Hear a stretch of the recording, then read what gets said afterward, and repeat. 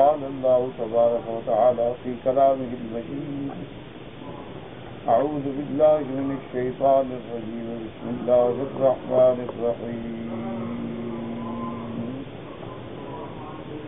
سبحان الذي يسرى بعبده ليلا من المسجد الحرام إلى المسجد الأقصى الذي باركنا حوله لنريه من آياتنا إنه هو السميع البصير۔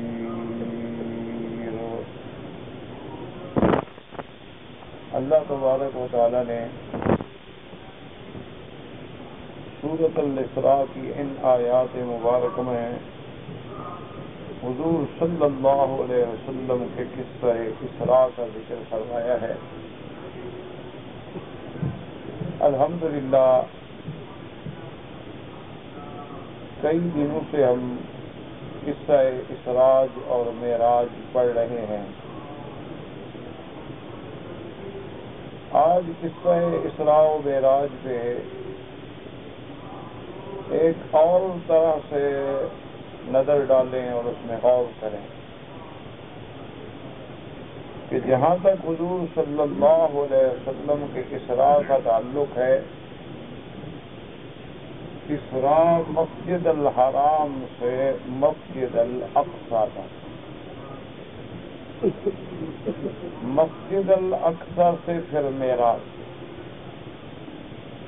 اچھی طرح سمجھنے کی کوشش کریں، اللہ مجھے توفیق دے اور آپ کو بھی توفیق دے۔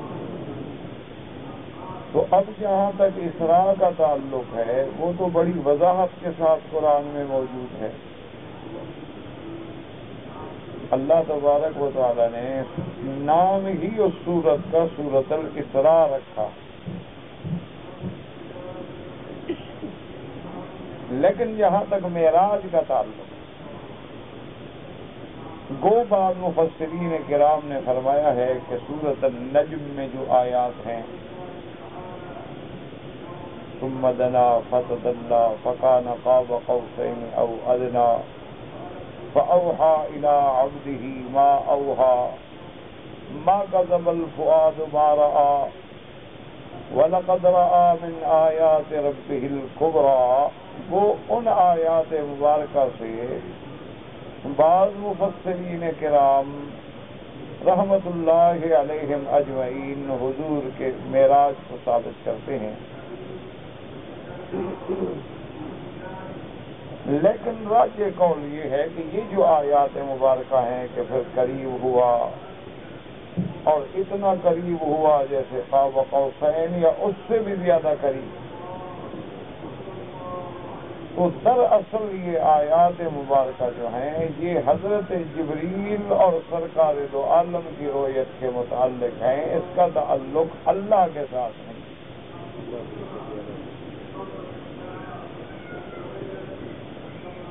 کہ اس قدر قریب ہونا، لٹکنا، تو اصل وجہ اس کی مفسرین نے جو لکھی ہے، جو راجح بات ہے کہ سرکار دو جہاں رحمت دو عالم نے حضرت جبریل علیہ السلام سے فرمایا کہ میں تجھے تیری اصلی صورت میں دیکھنا چاہتا ہوں۔ ایک تو وہ انسان کی شکل میں آتے تھے، لیکن جو تیری اصلی صورت ہے الذی خلقت علیہ، جس پہ اللہ نے تجھے پیدا فرمایا۔ اور یہ بھی ذہن میں رکھ لیں کہ جبریل علیہ السلام کو بھی اس کی اصلی شکل میں ما سوائے سرکار دو عالم میں کسی پیغمبر نے بھی نہیں دیکھا علیہم الصلوات والتسلیم، صرف حضور کی ذات مبارک نے دیکھا۔ اور جبریل علیہ السلام کو حضور نے 2 دفعہ دیکھا، ایک دفعہ میرے آقا زمین پہ تھے اور ایک دفعہ آسمانوں پہ عند سدرۃ المنتہا۔ یہ 2 دفعہ زیارت ہے جب جبریل اپنی اصلی شکل میں۔ حتیٰ کہ حضور صلی اللہ علیہ وسلم نے فرمایا کہ جب جبریل اپنی اصلی شکل میں میرے سامنے آئے اور انہوں نے اپنے پر پھیلائے تو قد سد الافق، حضور فرماتے ہیں زمین و آسمان کے درمیان یہ جو خلا نظر آتے ہیں اس کو افق کہتے ہیں، کہ سارا افق بھر گیا۔ فاغمی علیہ، حضور بے ہوش ہو گئے۔ حضور صلی اللہ علیہ وسلم، ایک روایت مبارک میں ہے کہ سرکار دو جہاں بے ہوش ہو کے زمین پہ گر گئے، اور جبریل علیہ السلام نے جلدی جلدی پھر اپنی شکل بدلی، انسان کی شکل میں پھر حضور کے قریب آئے، اوپر تھے نا تو لٹکے، حضور کے قریب آئے اور کہا انا جبرائیل و انت رسول اللہ، حضور میں جبریل ہوں، آپ اللہ کے رسول ہیں، کیوں گھبرا گئے؟ حضور نے فرمایا جبریل تمہارے اتنے پر ہیں؟ اور حضور فرماتے ہیں وَلَهُ سِتُّمِائَةُ جَنَاحٍ، حضرت جبریل کے 600 پر۔ ایک روایت میں ہے قد ملأ الافق، ایک میں ہے قد سد الافق، معنی ایک۔ اور پھر تعجب سے حضور نے پوچھا کہ جبریل کوئی اللہ کا اور فرشتہ بھی ہے جس کے تم سے زیادہ پر ہوں؟ اس نے کہا حضور میرے تو 600 پر ہیں، اللہ کے فرشتے ایسے بھی ہیں جن کے 5,000 پر ہیں۔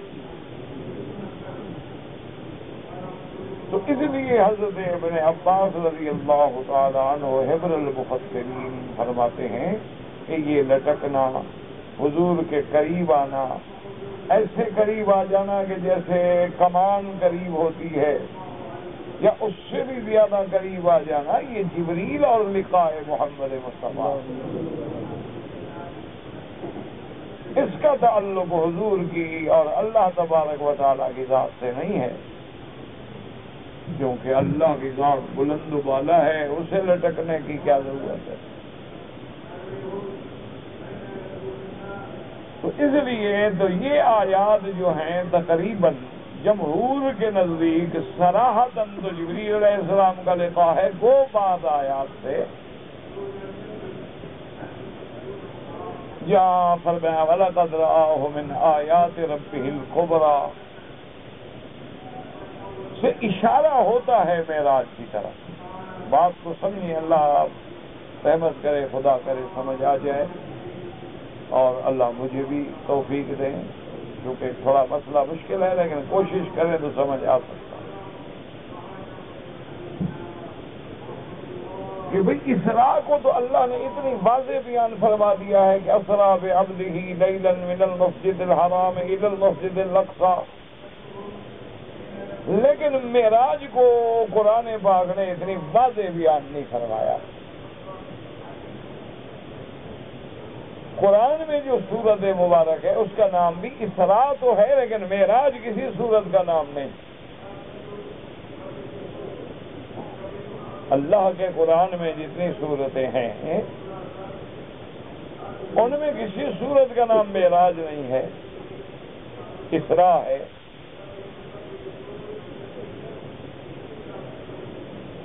تو اب اس بات کو سمجھنے کی کوشش کریں کہ اللہ نے اسراء تو قرآن میں ذکر کر دیا، حالانکہ ہمارا ایمان ہے جیسے اسراء برحق اسی طرح معراج برحق، ہمارا ایمان ہے معراج برحق ہے، ہم تو الحمدللہ معراجی جسمانی کے قائل ہیں، اور حضور کے اس عظیم معجزے پر ہمارا ایمان ہے، لیکن بات سمجھنے کی کوشش کریں کہ ایک حصہ تو قرآن ذکر کرتا ہے، دوسرے حصے کے بارے میں وضاحت نہیں ہے، اس کی کیا وجہ؟ حالانکہ اسراء بھی حق، معراج بھی حق۔ اب معراج جو ثابت ہوتا ہے وہ ثابت ہوتا ہے فرمان رسول عربی سے، صلی اللہ علیہ وسلم حدیثوں سے ثابت، صحیح حدیث ہے، اور بڑے بڑے جلیل القدر صحابہ نے ان کو روایت کیا. حضرت عبداللہ ابن مسعود نے روایت کی، حضرت ابی ذر غفاری نے روایت کی، حضرت انس ابن مالک نے روایت کی، حضرت عبداللہ ابن عباس نے روایت کی، مالک ابن سعد نے روایت کی، حضرت ابی ہریرہ نے روایت کی، بڑی تفصیل سے روایت کی. اس کی کوئی وجہ تو ہے نا آخر، کہ ایک حصے کو تو قرآن ذکر کرتا ہے لیکن دوسرے حصے کو حضور کے فرمان پہ چھوڑ دیتا. اچھا، اسی طرح اب ایک دوسرے مسئلے کو دیکھیں تاکہ اللہ کرے آسانی ہو جائے سمجھنے میں. اللہ نے قرآن پاک میں زانی مرد اور عورت کی سزا کا ذکر کیا.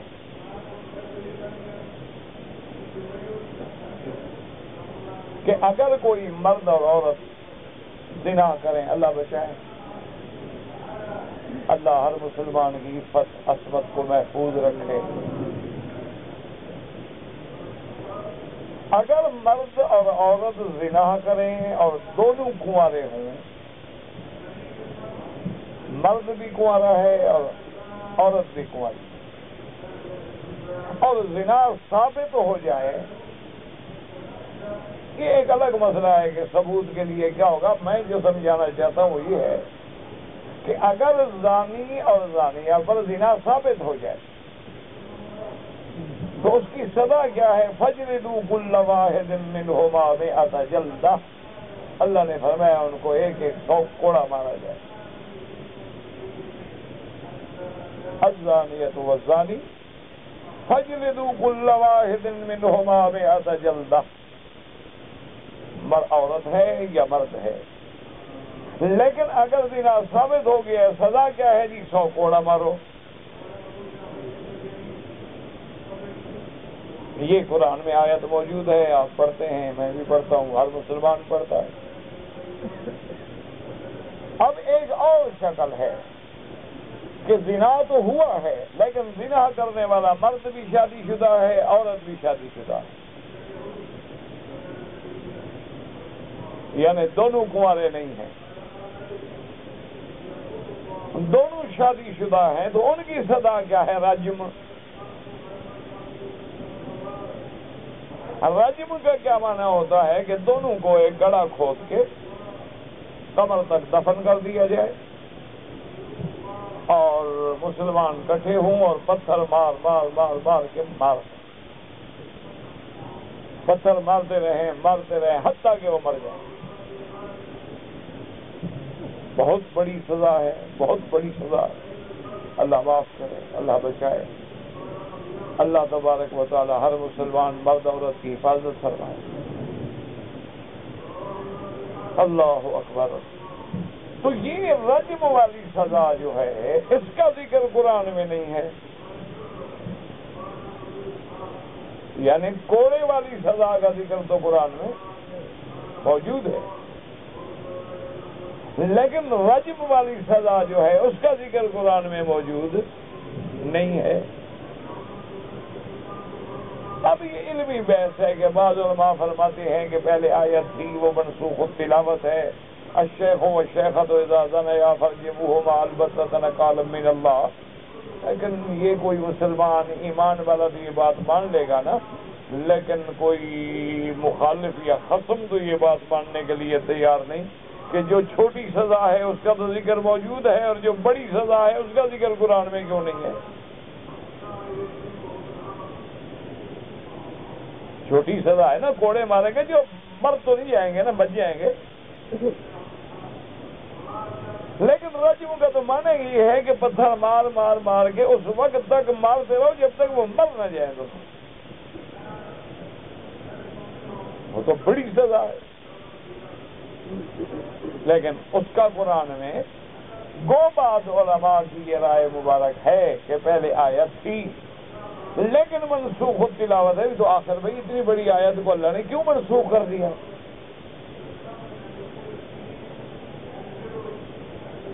اس لیے اب ذرا دماغ کو قرآن کی طرف توجہ ادھر رکھیں، یہ نہ ہو کہ دماغ آپ کا کہیں گھر میں لگا ہوا ہو اور میں محنت کرتا رہوں۔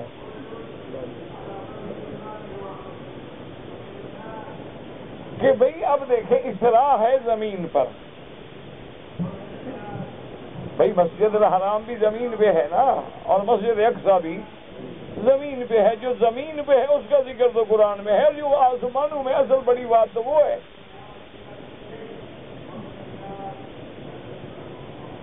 نا زمین پہ ایک جگہ سے دوسری جگہ چلا جانا گو یہ بھی بڑی بات ہے کہ ایک مہینے کا سفر جو تھا وہ میرے محبوب نے ایک رات میں طے فرما لیا، بڑی بات ہے، معجزہ ہے۔ لیکن زمین سے آسمان کا سفر تو 500 سال کا سفر ہے، ایک مہینہ اور 500 سال کا کوئی فرق بھی ہے۔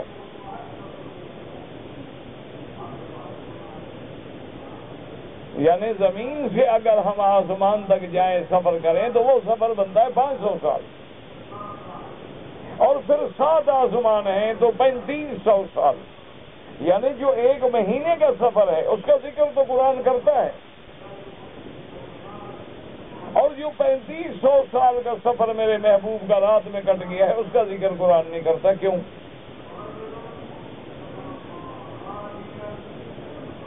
اس کی وجہ کیا ہے؟ یہی وجہ ہے نا، لوگ نعوذ باللہ اللہ معاف کرے اللہ معاف کرے دین سے نکل گئے۔ بعض لوگوں نے معراج کا انکار کر دیا، بعض لوگوں نے جان چھڑائی، انہوں نے کہا کیا معراج میاں، کیا مولویوں وہابیوں نے کس سے بنا رکھے، وہ خود خدا تھا، بس کبھی نیچے آ جاتا ہے کبھی اوپر چلا جاتا ہے۔ انہوں نے قصہ ہی ختم کر دیا، السلام علیکم ورحمۃ اللہ۔ نہ معراج رہا نہ اسراء رہا، جب خود خدا ہے تو پھر معراج کس کو ہوا؟ انہوں نے تو بالکل انتہا کر دی نا، انہوں نے کہا جناب کیا پوچھتے ہو، یہ تو بے سا برقع تھا بشریت کا، اور جناب یہ تو جب نیچے آئے تھے نا تو ہمیں باتیں سمجھانی تھی تو وہ برقع اوڑھ لیا، اور جب اوپر گئے تو اپنی اصلیت پہ آ گئے، اوپر خدا تھا نیچے مصطفیٰ تھا۔ انہوں نے کہا یہ تو بس میم کا درمیان میں پردہ ہے، ورنہ بلا احد اور احمد میں کیا فرق ہے۔ انہوں نے یوں مسئلہ حل کر کے ہمیشہ کے لیے اپنے اوپر کفر کی مہر لگوا دی، پکے کافر بن گئے۔ قرآن کا ہی انکار ہو گیا، جب نبی نہیں، خدا نہیں، تو پھر معراج کیا ہوا؟ ڈرامہ ہو گیا۔ اس سے بڑا کفر تو اللہ معاف کرے میرے خیال میں کافروں نے بھی نہیں کیا ہوگا۔ بھئی ابو جہل کو جو تعجب تھا یہی تھا نا کہ اتنا بڑا سفر رات میں کیسے ہو سکتا ہے؟ اس نے یہ تو نہیں کہا کہ جب خدا ہے تو بس ہو سکتا ہے۔ یہ تو ہمارے لوگ ہیں جو اس سے بھی آگے بڑھ گئے، انہوں نے کس سے ختم کر دیا۔ تو اب آپ مسئلے کو سمجھیں، یہ 2 مثالیں سامنے آ گئی، اب تیسری مثال کو سمجھیں، اللہ کرے پھر کچھ اور آسان ہو جائے بات۔ سارے قرآن میں پڑھو، اللہ فرماتا ہے نماز قائم کرو، اقیم الصلاۃ، اقم الصلاۃ، مقیمی الصلاۃ، یقیمون الصلاۃ۔ سارا قرآن نماز کے حکم سے بھرا ہوا، اور اہم العبادات ہے نماز۔ نماز ہے تو گویا سمجھو اللہ سے صلہ جڑا ہوا ہے، نہیں تو کٹ گئے، بس جب کٹ گئے تو پھر ایمان ختم۔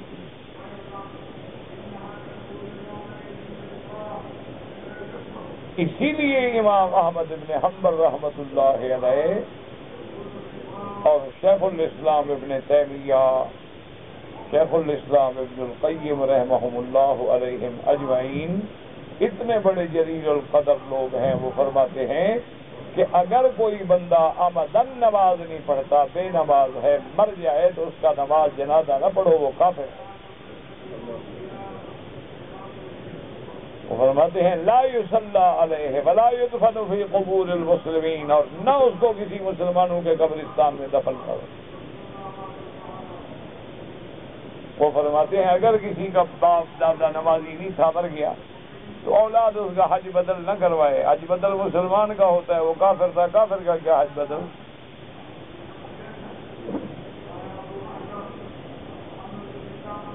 اتنی بڑا اہم مسئلہ ہے نماز، جس کا آج مسلمان کو فکر ہی کوئی نہیں.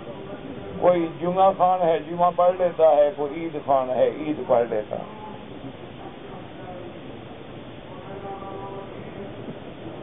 تو اب جناب سارے قرآن مقدس میں آپ نظر دوڑائیں، اللہ نے یہ تو ہر جگہ حکم دیا نماز قائم کرو، نماز قائم کرو، نماز قائم کرو.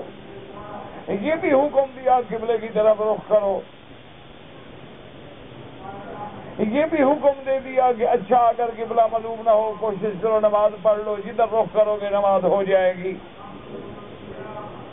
یہ بھی ذکر کیا کہ جن لوگوں نے بیت المقدس نماز پڑھی اور فوت ہو گئے، اس کعبے کا حکم بعد میں آیا، ان پر بھی کوئی گناہ نہیں، وہ بھی میرے حکم کے تابع تھے. یہ تو قرآن میں حکم ہے. اور یہ بھی قرآن نے بتلا دیا کہ قیامت والے دن جب کافروں کو جہنم میں ڈالیں گے تو ان سے فرشتے اللہ کے پوچھیں گے کہ آج کیوں جہنم میں جا رہے ہو؟ قالوا لم نک من المصلین، ہائے ہم نماز پڑھنے والوں کے ساتھ. یہ سب کچھ ہے. لیکن کسی قرآن کی آیت میں جو اہم چیز ہے کہ فجر کی 2 رکعتیں پڑھو، ظہر کی 4 پڑھو، عصر کی 4 پڑھو، مغرب کی 3 پڑھو، عشاء کی 4 پڑھو، کسی بھی جگہ ہوئی نہیں. کسی ایک آیت میں بھی اللہ نے نہیں فرمایا ہے کہ عشاء کی 4 رکعتیں، مغرب کی 3 رکعتیں ہیں. ایک آیت میں نہیں ہے. اگر کسی کو آتی ہو تو مجھے پڑھ کے سنا دے یا لکھ کے بھیج دے انشاءاللہ، تاکہ میں بھی وہ آیت پڑھ لوں گا، دیکھ لوں گا، ڈھونڈ لوں گا. اتنی اہم عبادت ہو اور اس کے بارے میں یہ بھی پتہ نہ ہو کہ فجر کی کتنی رکعتیں ہیں، تو پڑھے کیسے؟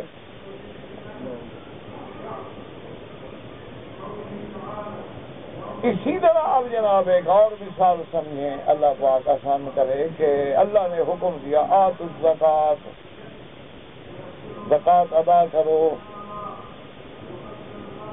اللہ نے حکم دیا کہ اگر تمہارے پاس سونا ہے، چاندی ہے، یا نوٹ ہے، پیسہ ہے، دولت، سونا چاندی چونکہ ہر چیز کی اصل ہے، بنیاد ہے، اس لیے سونے چاندی کا ذکر ہوتا ہے. یہ مانا نہیں کہ سونا چاندی نہ ہو، 20,000 گھر میں رکھا ہو تو زکوٰۃ نہ دو. 20,000 کا سونا خریدو تو آ جائے گا کہ نہیں آ جائے گا؟ چاندی خریدو تو مل جائے گی کہ نہیں مل جائے گی؟ بات ہوتی ہے کہ چونکہ ہر کرنسی کی بنیاد سونا ہے، اصل جو ہے وہ سونا ہوتا ہے. اب چاہے آگے وہ کرنسی کاغذوں میں چھپی ہوئی ہے، نوٹوں میں چھپی ہوئی ہے، وہ ریال کہلائے، وہ ڈالر کہلائے، وہ پاؤنڈ کہلائے، وہ روپیہ کہلائے، وہ ٹکا کہلائے، وہ رینڈ کہلائے، وہ یورو کہلائے، جو مرضی ہے بلا کہلائے، اصل جو ہے وہ سونا چاندی ہے.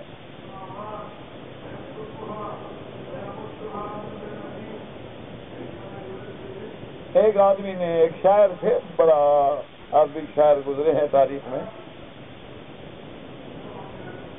بات بڑی عجیب کی. اس نے کہا یہ پیسہ ہے نا، اس کو غور سے دیکھا کرو، ذی الوجہین کالمنافق، اس کے 2 منہ ہوتے ہیں، ادھر سے اور ادھر سے. کوئی دنیا کا پیسہ دیکھ لو نا، دونوں طرف ایک تو نہیں ہوتا نا، ادھر سے شکل اور ہوگی اور ادھر سے. تو یہی منافق کا معنی تو یہی ہوتا ہے نا کہ ادھر کچھ ہو اور ادھر لوگوں کے سامنے کچھ ہو اور اندر. انہوں نے کہا منافق کا جب اعتبار نہیں تو پیسے کا کیا اعتبار؟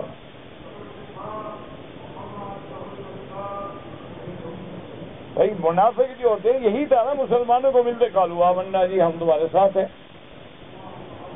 اور جب اپنی جماعت میں جاتے کافر داخلوا الی شیاطین قالوا انا معکم انما نحن مستہزئون، جی ہم تو آپ کے ساتھ ہیں. مسلمانوں کے ساتھ ہم ٹھٹا مذاق کریں، مخول کریں، تماشا بنائے ہوا ہے.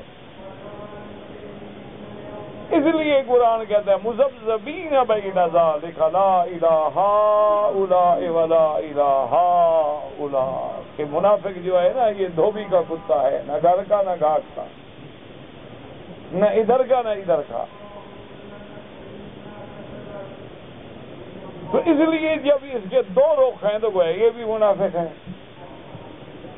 اسی لیے ایک عرب نے بڑی اچھی بات کی، اس نے کہا اصل بنیاد جو ہے ہر چیز کی وہ سونا ہے، اور سونے کو عربی میں کیا کہتے ہیں؟ ہاں جی آتا ہے آپ کو؟ یہ آتا ہوگا، یہ نہیں بول سکتے. سونے کو عربی میں کیا کہتے ہیں؟ ہاں جی اچھا، کنوت کا کیا مانا؟ وہ نہیں آتا، اس میں پیسے تھوڑے ملتے ہیں. یہ سونا چاندی دیکھو سارے طالب یاد ہے کہ جی سونے کو کہتے ہیں ذہب. ذہب کا مانا ذہب یا ذہب جانے والا، ذہب آ گیا، یہ کسی ایک کے پاس نہیں رہتا، اسی لیے اس کا نام ہی ذہب ہے. باپ کے پاس تھا تو پھر بیٹے کے پاس آ گیا، بیٹے کے پاس تھا پھر پوتوں کے پاس آ گیا، چلتا ہی رہتا ہے، بدبخت رہتا کہیں نہیں، ٹکتا نہیں، اور جتنا دوڑو اتنا بھاگتا ہے، اور رک جاؤ تو سائے کی طرح ٹھہر جاتا ہے، اور بے پرواہ ہو جاؤ تو پھر دروازے پہ آ کے پاؤں پڑتا ہے. دیکھا نہیں جو لوگ اللہ والے بن جاتے ہیں پھر پیسہ ان کے دروازے پہ ایسے پڑا ہوتا ہے جیسے کتے پڑے ہو، ان کو اہمیت ہی نہیں ہوتی کہ پیسہ کیا ہے. اور جن کے دماغ اور مقام وہ نہیں ہے وہ سارا دن دوڑ رہے ہیں جناب، چوری کر رہے ہیں، ڈاکے مار رہے ہیں، عورتوں کے فوٹو مردوں کو لگا رہے ہیں، مردوں کے عورتوں کو لگا رہے ہیں، حرم میں جیبیں کاٹ رہے ہیں، پیسہ پیسہ پیسہ، اور پیسہ آگے بھاگتا جا رہا ہے، کبھی جیل پہنچا دیتا ہے، کبھی تھانے پہنچا دیتا ہے. تو اس لیے جناب اب آپ سمجھیں، اللہ آپ آگے دے کہ اللہ نے حکم دیا ہمیں زکات دو، اور یہ بھی بتا دیا والذین یکنزون الذهب والفضة ولا ينفقونها في سبيل الله فبشرهم بعذاب أليم. اللہ نے یہ بھی حکم سمجھا دیا کہ جو لوگ سونے چاندی کے ڈھیر لگا رہے ہیں، بینک بھرے ہوئے ہیں، اکاؤنٹ بھرے ہوئے ہیں، مختلف ناموں پہ پیسے چھپا رہے ہیں، لاکروں میں رکھ رہے ہیں، اللہ نے فرمایا ڈھیر لگا رہے ہیں لیکن اللہ کے حکم پر زکات ادا نہیں کرتے، میرا محبوب ان کو عذاب دردناک کی خبر دے دو. اور وہ عذاب کیسے ہوگا؟ فرمایا یوم یحما علیہا فی نار جہنم فتقوی بہا جباہہم وجنوبہم وظہورہم ھذا ما کنزتم لانفسکم فذوقوا ما کنتم تکنزون.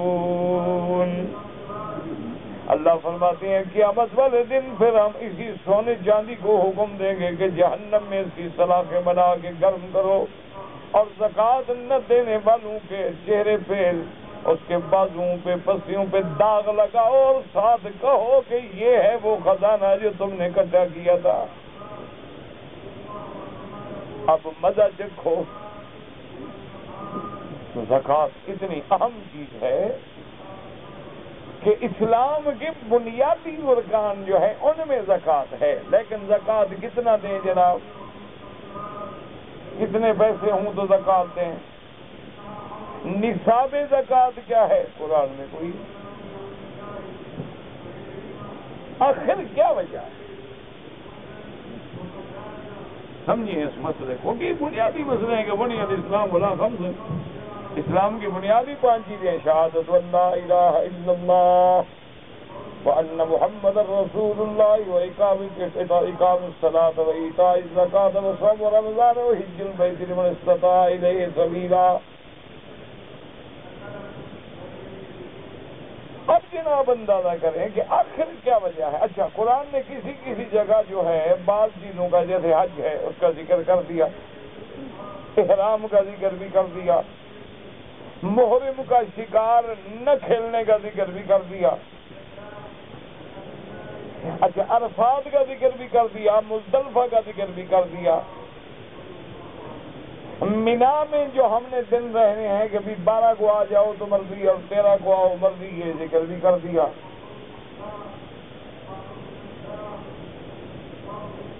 یعنی حج کے مسئلے میں بہت ساری چیزوں کا ذکر خود قرآن میں آ گیا۔ الحج اشہر معلومات فمن فرض فیہن الحج فلا رفث ولا فسوق ولا جدال فی الحج۔ اسی طرح فرمایا لیس علیکم جناح ان تبتغوا فضلا من ربکم فاذا افضتم من عرفات فاذکروا اللہ عند المشعر الحرام۔ اسی طرح اللہ تبارک و تعالی نے فرما دیا قرآن مقدس میں، یہ بھی بتا دیا کہ اگر تم واذکروا اللہ فی ایام معدودات فمن تعجل فی یومین فلا اثم علیہ ومن تأخر فلا اثم علیہ لمن اتقى، یہ ذکر بھی فرما دیا۔ ان الصفا والمروة من شعائر اللہ، یہ ذکر بھی فرما دیا۔ وَلْيَطَّوَّفُوا بِالْبَيْتِ الْعَتِيقِ، یہ ذکر بھی فرما دیا۔ لیکن حج میں بھی بہت ساری ایسی چیزیں ہیں جن کا ذکر قرآن میں نہیں آیا۔ بہت ساری چیزوں کی تفصیل قرآن میں موجود ہے حج کی، حتیٰ کہ اگر تمہیں راستے میں روک دیا گیا ہے، تمہارا پاسپورٹ غلط تھا، ٹکٹ غلط تھی، احرام باندھ چکے، اللہ فرماتے اب دم احسار دینی پڑے گی تمہیں، ایک دم احصرتم فما استیسر من الحج، یہ بھی بیان کر دیا۔ تو آخر مجھے اب جناب غور کریں کہ اسراء کا ذکر تو ہے لیکن معراج کی تفصیل نہیں، کنوارے مرد عورت کی سزا کا ذکر تو ہے لیکن شادی شدہ کا ذکر نہیں، نماز کا حکم تو ہے لیکن رکعتوں کی تفصیل کا ذکر نہیں، کیا پڑھنا ہے، پہلی رکعت میں کیا پڑھیں، دوسری میں کیا پڑھیں۔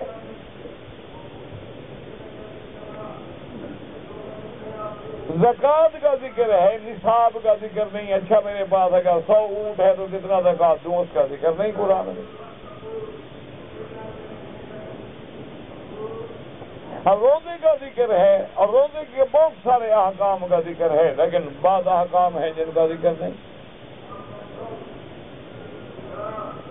تو اس کی وجہ کیا ہے، بس اسی کو دماغ میں ٹکا لو، اور یہی ایک بات سمجھ آ گئی انشاءاللہ انشاءاللہ انشاءاللہ تو سمجھو کہ پھر اللہ کا دین سمجھ آ گیا اور بھٹکنے سے بچ جائیں گے۔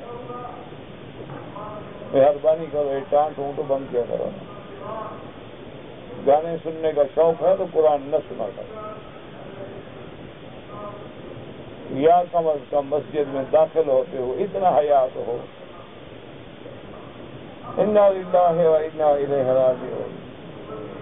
انہوں نے ہر جیب میں، مرد ہے عورت ہے، انہوں نے جناب موبائل ڈال کے ہر جیب میں، انہوں نے کہا تم کعبے میں طواف کرو گے، ہم گانے کا میوزک لگائیں۔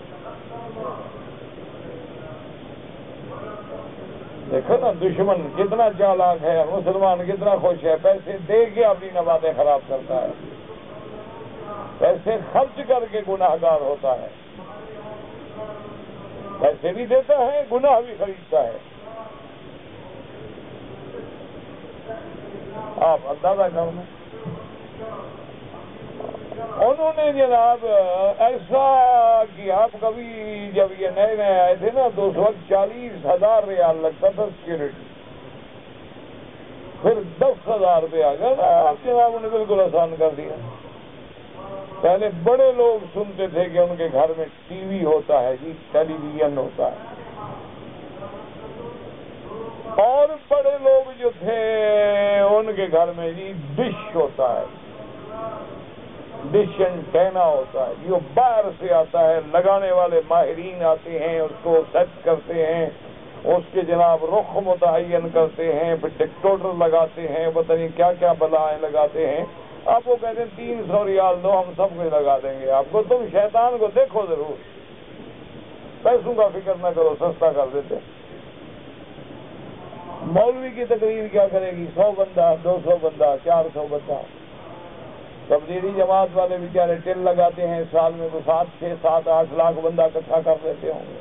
18 کروڑ کی آبادی میں 7 لاکھ بندہ جو آ جائے تو کیا ہو گیا؟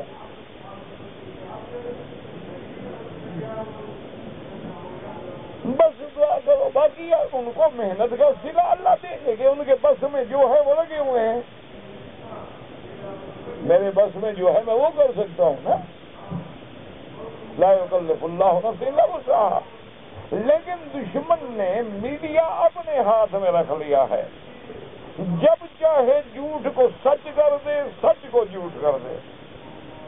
دیکھو آپ اللہ کے کعبے میں کبھی آنکھیں بند کر کے غور کرو کہ اگر بیت المقدس میں، فلسطین میں شہریوں پر، جنگ میں نہیں، اپنے شہروں پہ بمبارمنٹ کر کے خطرناک کلسٹر بم برسا کے فلسطینی مجاہد مرد عورتوں کی لاشیں اڑ جائیں، وہ کہتے ہیں ہم مظلوم ہیں جی، بڑا تنگ کرتے ہیں، شرارتی ہیں۔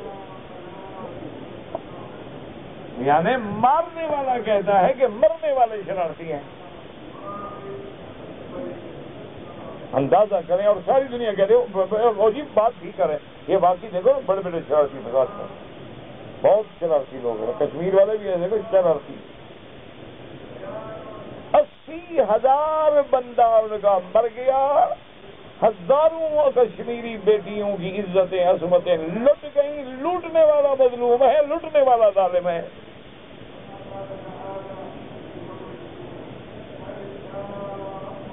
اندازہ کریں، یہ ہے میڈیا کی طاقت جو کاش مسلمان کے ہاتھ میں نہیں ہے۔ اس کے ہاتھ میں کیا ہے؟ کرکٹ، ہاکی، فٹ بال، موبائل، ٹی وی، سی ڈیز، سیکسی فلمیں، بلیو پرنٹ، یہ مسلمان کیا کہا اس میں دیکھتے رہو، خوش رہو، بس مست رہو، خلاص چل جا بیٹا سولی پہ، رام بلی کرے گا۔ ہاں، انا للہ و انا الیہ راجعون۔ وائے ناکامی متائے کارواں جاتا رہا، کارواں کے دل سے احساس ریاں جاتا رہا۔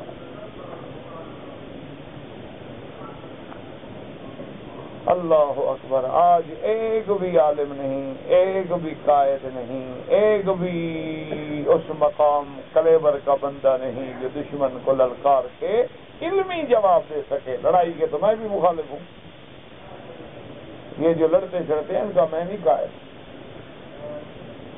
کوئی بس اڑا دو، کہیں آگ لگا دو، یہ اسی کا نام جہاد ہے؟ انا للہ و انا الیہ، یہ تو فساد ہے، اس کا نہیں میں قائل۔ میں کہتا ہوں آدمی پیدا کرو، رجال پیدا کرو جو ان کے ان چیزوں کا جواب علم سے دے سکیں، دلائل سے دے سکیں، براہین سے دے سکیں۔ ہر زبان میں تیرا اسکالر ہو، ہر زبان میں تیرا مفکر ہو، ہر زبان میں تیرا مدبر ہو، ہر زبان میں تیرا متکلم ہو، کہ جب حق بات ہوتی ہے وہ اثر کرتی ہے، دشمن کو ماننی پڑے گی۔ لیکن کوئی ہو بھی تو صحیح نا، اور جو ہیں ان کے پاس وسائل نہیں، چنے ہیں تو دانت نہیں، دانت ہیں تو چنے نہیں۔ اگر اللہ نے کسی کو صلاحیت دی ہے، وسائل ہی نہیں، وہ تو غریب مر جائے اس کی خبر بھی کوئی نہیں لے گا کہ لوگ فاتحہ پڑھ لیں، اور اگر کوئی فلمی اداکار اور ہالی ووڈ کا مر جائے تو ساری دنیا کو پتا ہوگا۔ آج آپ رات کو گھر میں جائیں نا، جو تمہارے بچے 8 سال 9 سال 10 سال 11 سال 12 سال ٹینیجر جتنے ہیں، ان سے فلمی اسٹاروں کے نام پوچھیں، ان کو ایسے یاد ہے کہ باپ کے نام میں ہجے میں غلطی کریں گے، اس میں غلطی نہیں کریں گے۔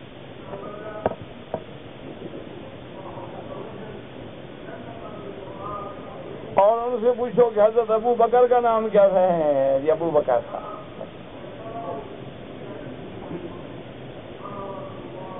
ان سے پوچھو کہ جناب حضرت حسین کے کتنے بیٹے تھے؟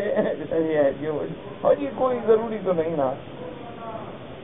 تو مائیکل جیکسن کا نام یاد رکھنا ضروری ہے؟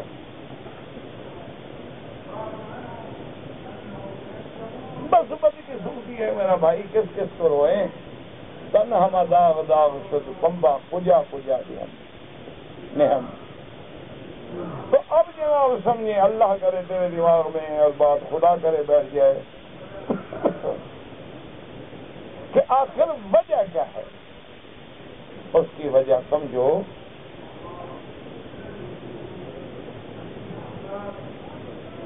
اللہ نے فرمایا کہ دین میری اطاعت اور میرے رسول محمد مصطفیٰ کی اطاعت کا نام ہے.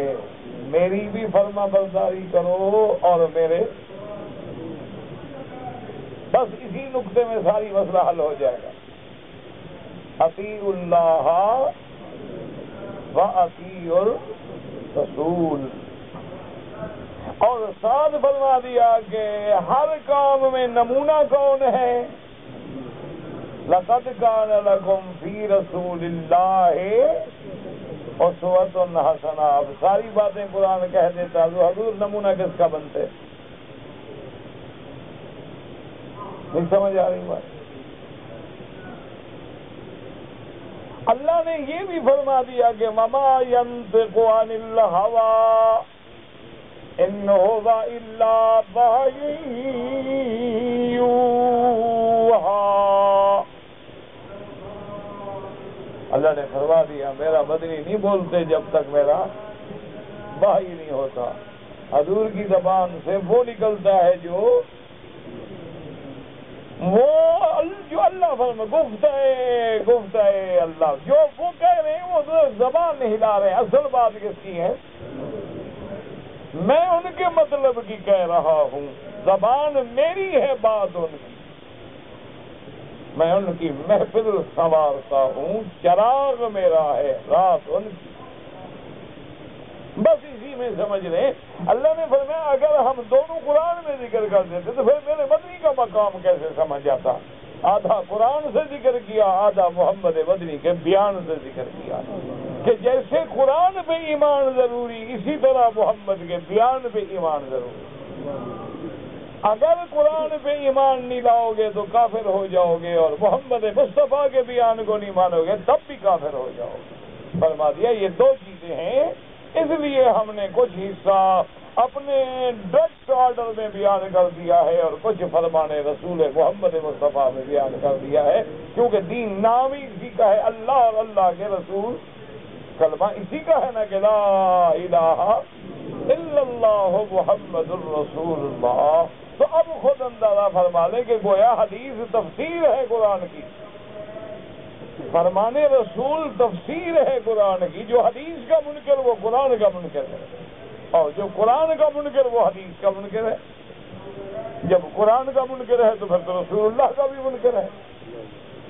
اور جو رسول پاک پہ ایمان لاتا ہے، اسی لیے دیکھیں نا کہ ابو بکر صدیق کو جب کہا گیا کہ بھئی حضور فرماتے ہیں اسراء ہوا ہے، معراج ہوا ہے، آسمانوں پہ گیا اور میں نے یہ دیکھا یہ دیکھا یہ دیکھا یہ دیکھا، رات بھی نہیں گزری میں واپس بھی آ گیا. تو حضرت ابو بکر نے یہ نہیں کہا کہ میں دیکھتا ہوں قرآن میں آیا ہے یا نہیں آیا. حضرت ابو بکر صدیق نے یہ نہیں کہا اہل قرآن کی طرح کہ دیکھو جی قرآن ڈھونڈو نا، قرآن میں ہے کہ نہیں ہے؟ نہیں ہے تو ہم نہیں مانتے. اور نے کہا ایک بات کرو کہ جو ابو جہل تم کہہ رہے ہو ہاکذا قال رسول اللہ ہے، یہ بات واقعی میرے مدنی نے فرمانے کا صدق رسول اللہ. بس یہ تھا ایمان. اسی کا نام ایمان تھا کہ حضور نے فرمایا کہ فجر کی 2 رکعتیں، بس 2 رکعتیں. صحابہ نے پھر نہیں کہا حضور قرآن میں تو 2 رکعتوں کا ذکر نہیں ہے.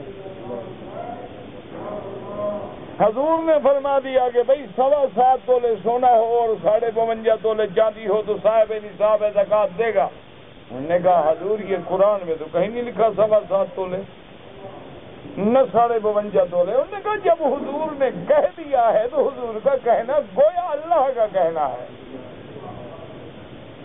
فرمان مصطفیٰ جو ہے گویا فرمان خدا ہے. تو جس طرح اس پر ایمان ضروری ہے اسی طرح اس پہ ایمان ضروری ہے.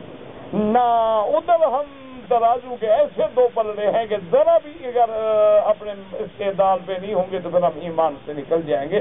اس لیے اللہ نے ایک نظام بنایا کہ ایک بات کا ذکر قرآن میں کرتے گئے، ایک کا ذکر فرمان محمد مصطفیٰ میں کرتے گئے صلی اللہ علیہ آلہ و اصحابہ وسلم. اب اس کی مزید بات کو سمجھیں کہ بی بی عائشہ کے پاس صحابہ آئے، سیدہ صدیقہ بنت صدیق رضی اللہ عنہا آپ کی خدمت میں صحابہ آئے، اور صحابہ نے آگے پوچھا اخبرنی، ہمیں خبر دیں حضور محمد مصطفیٰ کی صفت سے، سیرت سے.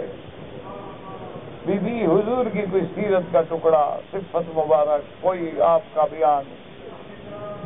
تو بی بی نے حیران ہو کے پوچھا کہ اما تقرؤون القرآن، کیا تم قرآن نہیں پڑھتے؟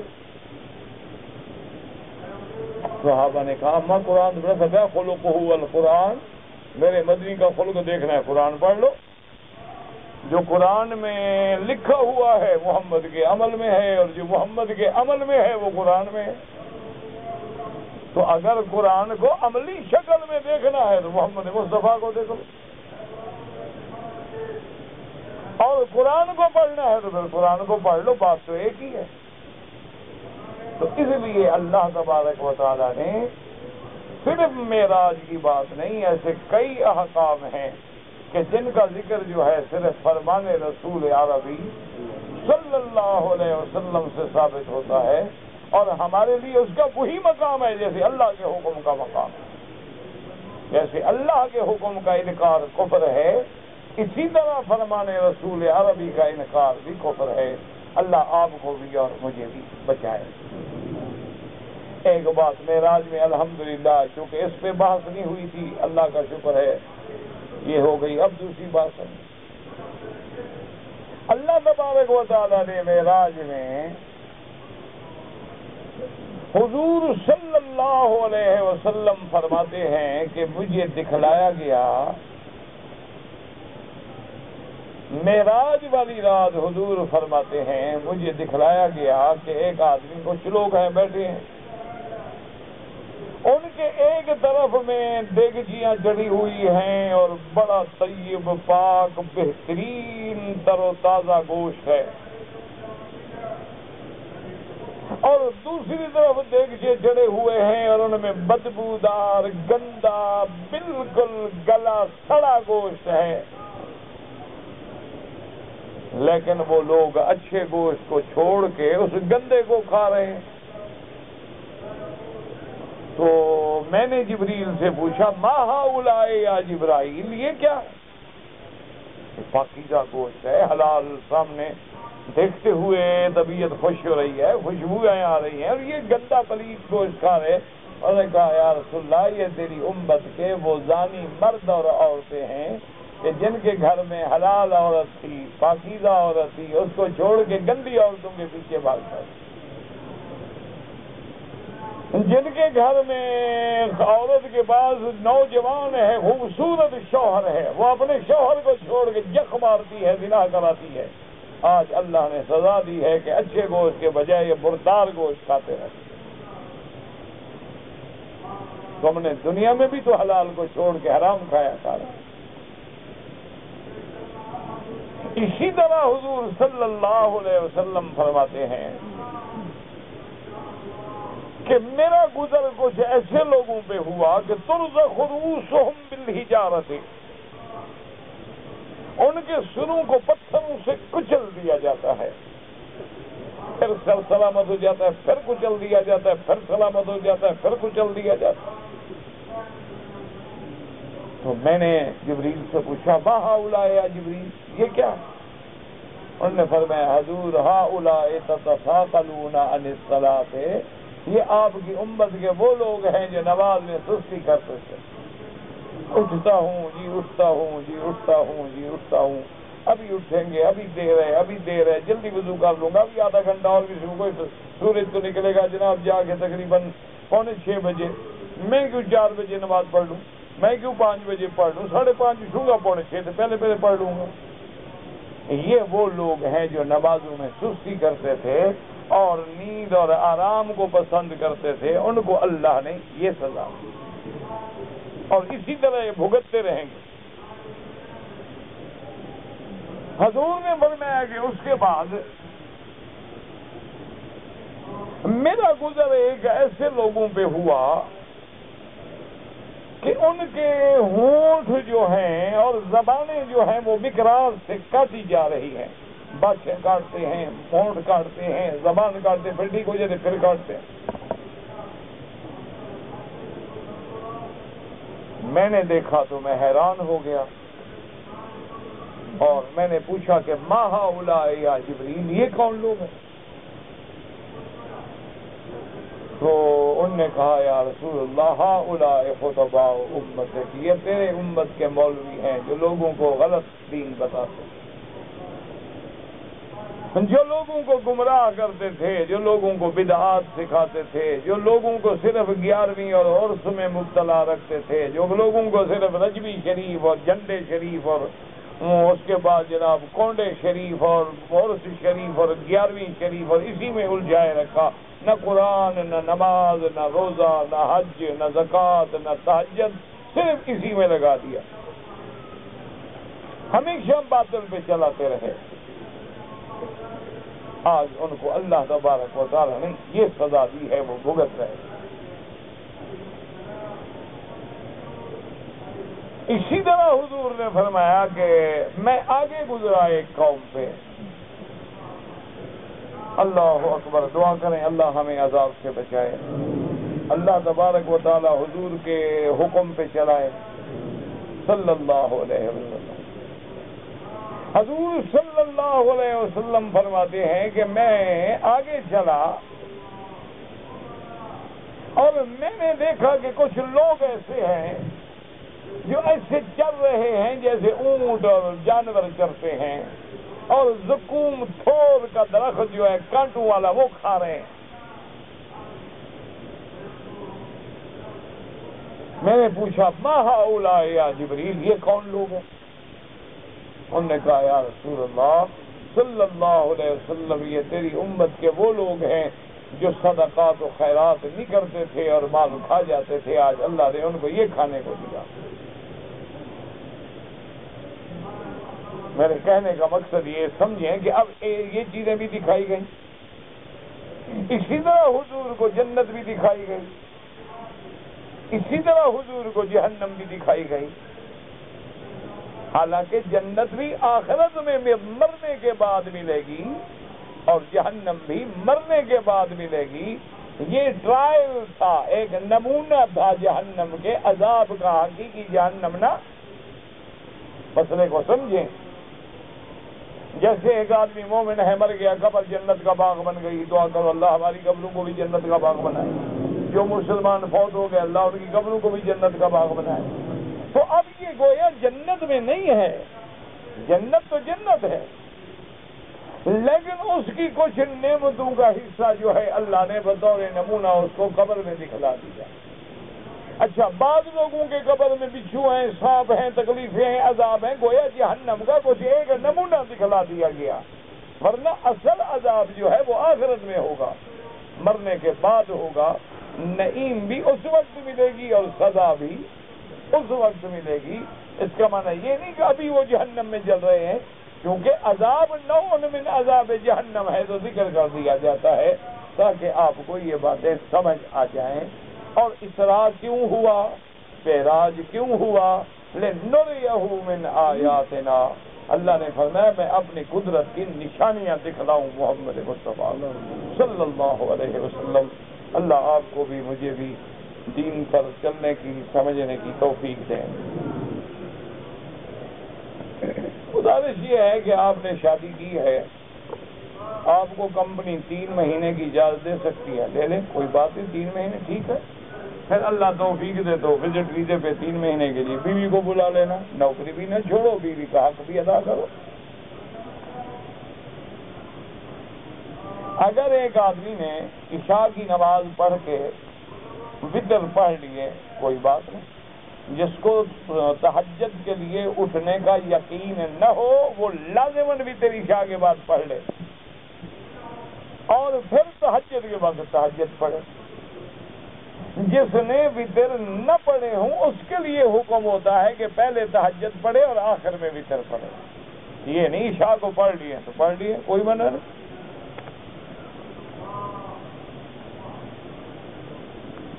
جمعہ کے خطبے میں جب امام وقفہ کرتے ہیں تو کسی دعا پڑھنے کا حکم نہیں. ویسے کہتے ہیں علماء کہ یہ گھڑی مستجاب ہے، جو بھی ہو دل میں دعا مانگ لیں اور کو خاص پڑھنے کا حکم نہیں ہے.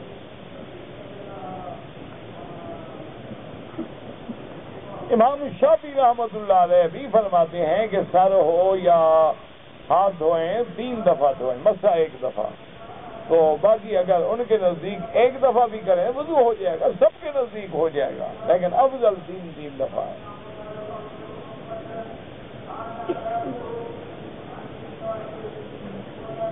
کہتے ہیں جی اگر کسائی جو ہیں وہ بدعتی ہے تو اس کا ہاتھ کا ذبح کیا ہوا کھانا جائز ہے؟ اہل کتاب کا جائز ہے، جس کا بیچارے کا کیوں جائز نہیں؟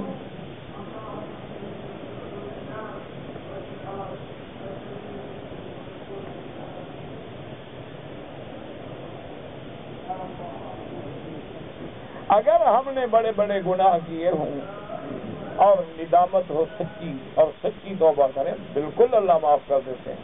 التائب من الذنب کمن لا ذنب لہ، صرف معاف نہیں کر دیتے بلکہ حضور نے فرمایا ایسے ہو جاتا ہے جیسے اس نے گناہ کیا ہی نہیں تھا. ہم ڈرائیور لوگ ہیں، سارا سال سفر میں رہتے ہیں، نماز قصر پڑھو. اگر کسی جگہ 1 دن 2 دن ٹھہر تب بھی نماز قصر پڑھو. مزاروں پہ جانا ٹھیک ہے، بالکل ٹھیک ہے، لیکن سجدہ نہ کریں، چومیں نہیں، چاٹیں نہیں، غلاف نہ چڑھائیں، مدد نہ مانگیں، مشکل کشا نہ سمجھیں. مزاروں پہ جائیں، عبرت پکڑیں، ان کے لیے دعا کریں کہ اللہ ان کے درجے بلند فرما. جانا تو منع نہیں. کوئی بیماری کے لیے حرام چیز استعمال کرے، حضور نے فرمایا حرام میں شفا ہے ہی نہیں، تو کیوں استعمال کرو؟ ہاں اگر ڈاکٹر مسلمان ہے اور وہ کہتا ہے کہ جان بچانے کے لیے ضروری ہے اور جان بھی بچ جائے گی پھر کر سکتے ہیں. نماز میں سر پہ ٹوپی پہننا جائز ہے؟ بالکل جناب جائز نہیں، ضروری ہے. یا بنی آدم خذوا زینتکم عند کل مسجد، جب نماز کے لیے آؤ بن سنور کے آؤ، اچھا لباس، ٹوپی، پگڑی، بالکل. ایک آدمی انڈیا سے آیا ہے میقات پہ نوکری کے لیے. امام ابو حنیفہ رحمۃ اللہ علیہ کے نزدیک یا تو عمرہ فوراً کرے میقات پہ جا کے، ورنہ دم بھی دینی پڑے گی اور عمرہ بھی قضا کرنا ہوگا.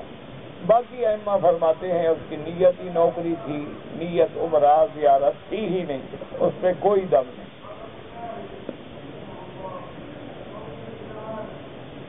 کہتے جی کہ جمعہ کی دونوں رکعتوں میں سبح اسم ربک الاعلی اور حل عطا، جو کہ حضور یہ پڑھتے تھے.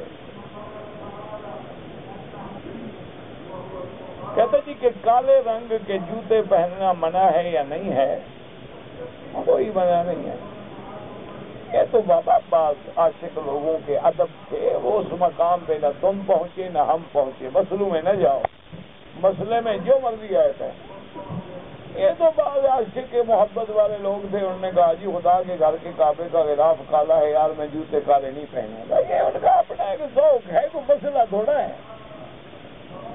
یہ تو اپنا اپنا ایک شوق تھا.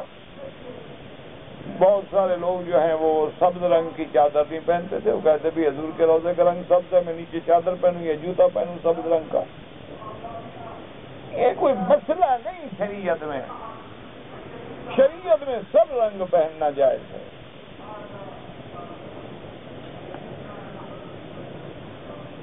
امام فرض نماز پڑھ کے ختم کر کے چلا گیا، ہم 2 رکعت باقی 2 رکعت پڑھ رہے ہیں. پڑھو، ہمیں تو پتہ نہیں کیا پوچھ رہے ہیں آپ.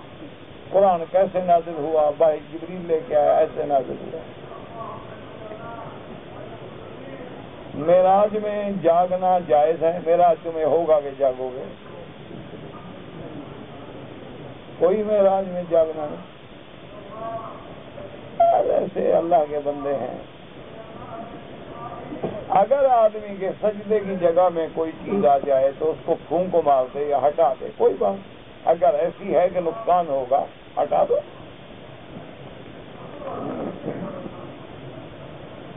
بیوی کی سوتیلی بہن سے نکاح کر سکتے ہو، سگی بھانجی سگی بھتیجی سے نہیں۔ اگر 1 سے 4 طواف لگاتار کریں، بعد میں 2 رکعت سب کی پڑھو۔ اگر والدین کی نمازیں قضا ہو گئیں، سب سے پہلے ان کی مغفرت کی دعا کرو، اور امام ابو حنیفہ فرماتے ہیں کہ ہر نماز کا فدیہ ادا کرو، جیسے صدقہ فطر ہے اتنا ایک نماز کا۔ امام صاحب کے سامنے لوگ سارے کھڑے ہو جاتے ہیں، نماز ان کی نہیں ہوتی۔ جو امام کے آگے کھڑے ہوں گے، جس طرف امام ہیں ادھر اگر صف بناؤ گے تو نماز نہیں ہوگی۔ حضرت آدم علیہ السلام نے محمد مصطفیٰ کے وسیلے سے دعا مانگی تھی، نہ قرآن میں ہے نہ حدیث میں ہے، کوئی کہتا ہے تو وہ جانے۔ جب اللہ نے ان کی دعا قرآن میں ذکر کی ہے کہ ربنا ظلمنا انفسنا ان لم تغفر لنا وترحمنا لنکونن من الخاسرین، اس میں کہاں وسیلہ ہے؟